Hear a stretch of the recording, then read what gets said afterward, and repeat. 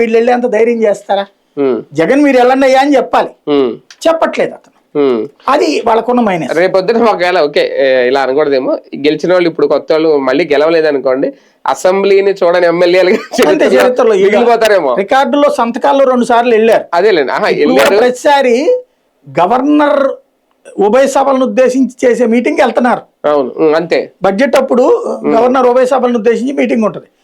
దాన్ని వీళ్ళు ఇప్పుడు మళ్ళీ ప్రోటోకాల్ అబ్బాయి అది కౌంట్ లోకి రాదని చెప్పి అచ్చెన్నాయుడు గారు అయ్యన్న పాత్రుడు గారు చెప్తా సీట్లో కూర్చుంటేనే అటెండెన్స్ అంటున్నారు. మరి చెప్పాలిగా 60 రోజులు అయిపోయిందిగా, పీగిపడేయండి 11 మందిని, కోర్టులో తేలుద్ది గది, ఎందుకు తీయట్లేదు?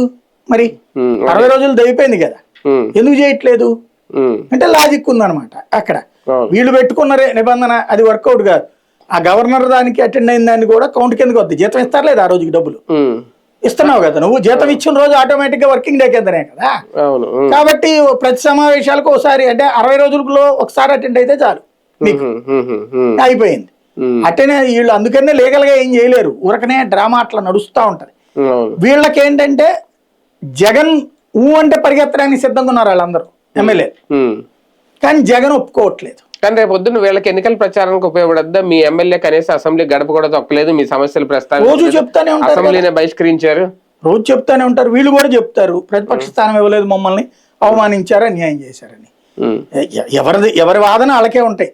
వైసీపీ వాళ్ళందరికీ నేను పోల్ కూడా పెట్టిన దాంట్లో వైసీపీ సింపథైజర్లు వాళ్ళు అటెండ్ కాకపోతేనే బెటర్ అంటున్నారు, టీడీపీ సింపథైజర్ ఎందుకు అటెండ్ కారు అంటున్నారు. దెన్ ఎవరి ఫీలింగ్ అడిగే ఉంది, కానీ తటస్థులు అయితే అటెండ్ కావాలని కోరుకుంటారు. అదే తటస్థుడు ప్రతిపక్ష స్థానం ఇవ్వాలని కూడా కోరుకుంటాడు.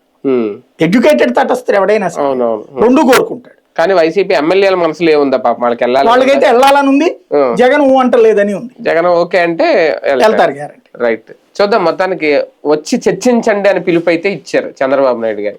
కానీ వైసీపీ స్టాండ్ ముందు నుంచి చెప్తున్నారు కదా, ప్రతిపక్ష హోదా ఇవ్వకపోతే వెళ్ళమని.